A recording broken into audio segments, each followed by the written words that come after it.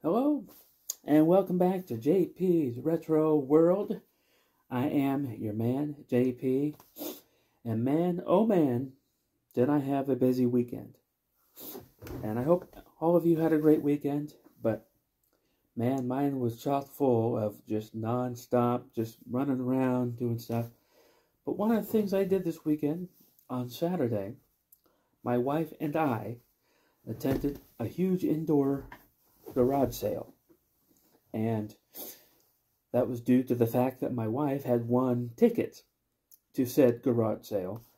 So myself, her, and her parents, we all went to this thing, and I picked up some stuff. Now, I didn't pick up any wrestling related stuff.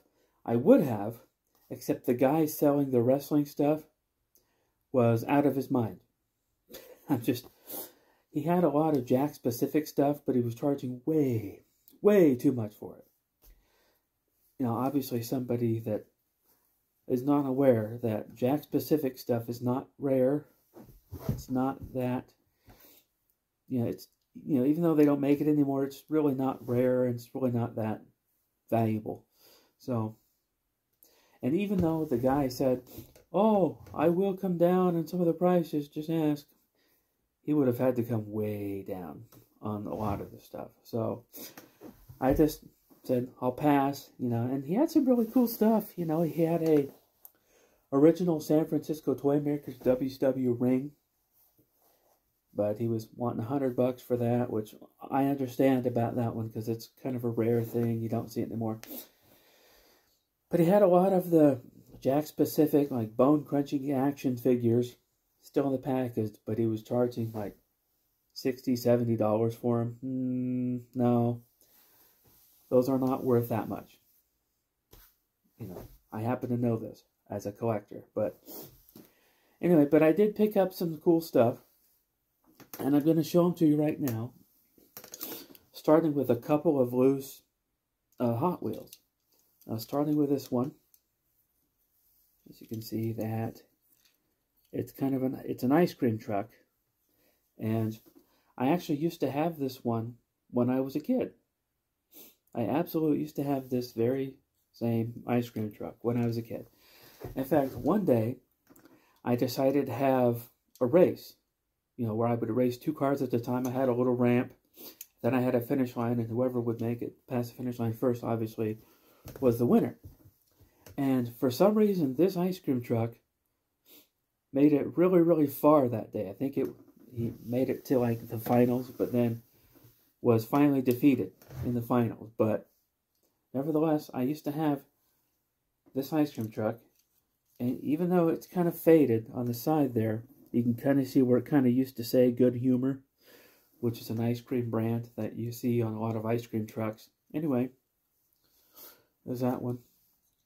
And I got this one because that booth was like 2 for $1 on the Hot Wheels, on the loose Hot Wheels. So I got this Ford 66 Ford Fairlane.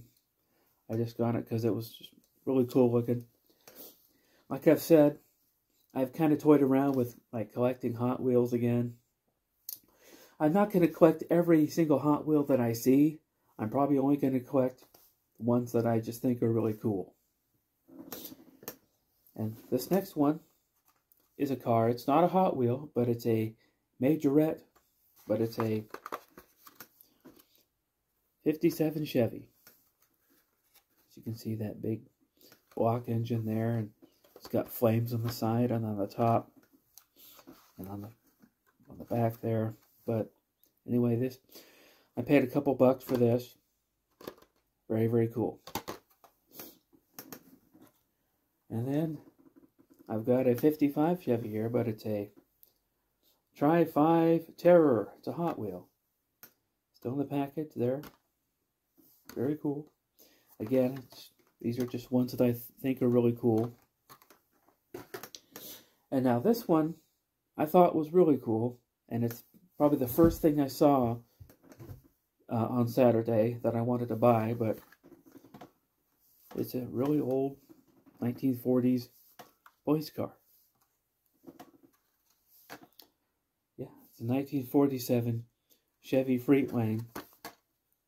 Yeah, Freightliner police car. Very, very cool. And so then I picked up some CDs. I like physical media, which means I still collect CDs, and on occasion I'll collect cassette tapes, even though my cassette player eats tapes. And for us 80s kids, that was just a problem we had to deal with. So, but anyway, I'll start with this CD. Warrant. 80s rock goodness. This is Warrant's Dirty Rotten Filthy Stinking Rich. It's a mouthful. Anyway, but it's got it's got the song Heaven, which is a good song. The Down Boys, another really good song. And it's just a pretty cool album. 80s hair metal. Warrant. And then this next one is actually some 90s music. And it was a band that was really, really popular in the 90s, but it's Nirvana. MTV Unplugged, where they played an acoustic set on MTV Unplugged. That's the album there. And then we come to another 90s band that I was really into at the time. And it's Stone Temple Pilots, number 4. And really cool album. It's got Sour Girl, which is a pretty good song that I always enjoy, but Stone Temple Pilots. And then this next one is a CD that I used to have, but my first wife, she had a couple of friends who were dating, and one of them, the guy, one day he was at our house and he asked if he could borrow some of my CDs, and I said, sure, why not?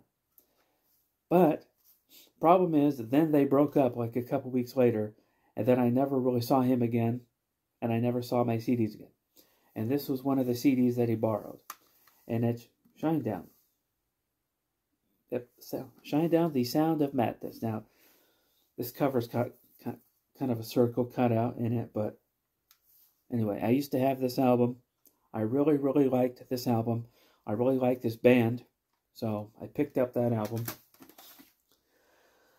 And now we come to 80s rock and roll singer. He is a former singer of the band Van Halen. And it is Sammy Hagar, Unboxed. And it's a pretty cool rock and roll album, but it's got one of my favorite songs on it, I Can't Drive 55. And for those of you Back to the Future fans, you would know that that song was played in Back to the Future Part 2. Whenever the scene where Marty goes downtown and sees how corrupt everything is, they play that song. So, anyway, cool album. So then, I picked up one last CD, and it's one of my favorite 90s groups. I used to listen to this group all the time when I was in high school, especially when I lived in Reno, Nevada. For about half a year, my family lived in Reno, and this is one of the bands that was really popular at the time, but this was one of their later albums, and it's Hootie and the Blowfish, Musical Chairs. Very cool album. This is one of my favorite by this band, and I really like that album. So those are the CDs that we picked up. So now the next couple things I'm going to show you are things that my wife and I both picked up together. Now her and I both like board games, so a lot of times we'll look for really old vintage board games. Like we have a Sorry game that's like really, really old. And here's another one that we found. This is Challenge Yahtzee. And I think the whole point is like you both roll together or something. But anyway, it's got the Odd Couple up here. And that shows you how old this game is. The Odd Couple was a TV show that was on, I think, in the 70s. So, yeah. Challenge Yahtzee. All players score from all the same roll. So, there you go.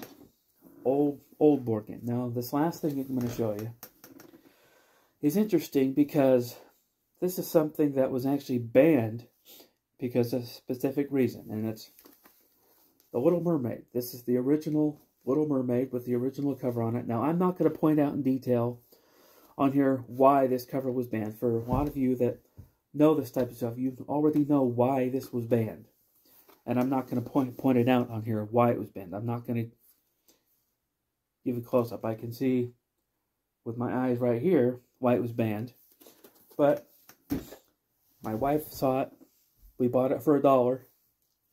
And when it's in good condition, it's actually worth quite a bit. But in that condition, I mean, the box itself is in pretty good shape. And it's got some wear and tear right there.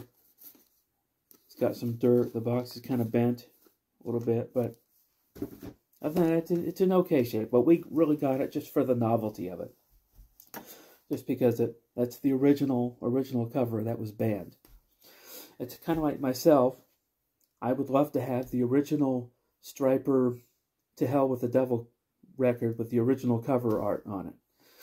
And it was kind of controversial at the time, so they changed the cover to be just kind of a plain black cover with just Striper To Hell with the Devil words on it. So anyway, yeah, so those are my weekend picks up. Like I said, I would have picked up some wrestling stuff, but the guy that was selling them was out of his mind and didn't really know a lot about what stuff went for. Now, he did have some He-Man action figures, and those were all mint condition. These were original He-Man figures.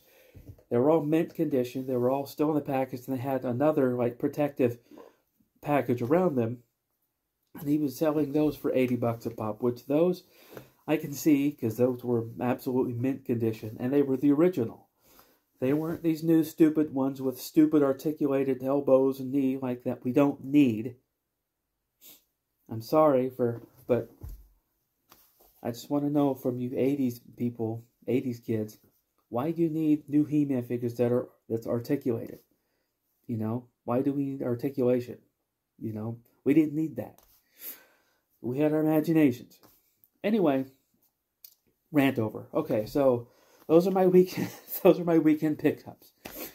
And so that's definitely gonna do it for this video. So if you are new here, please go ahead and take the time to click that like button. That helps me out. Click the subscribe button. That also helps me out a lot. And you know, what kind of do any of you go to garage sales looking for stuff? Do you ever find really good stuff? Let me know in the comments. So that's going to do it, and I will see you next time.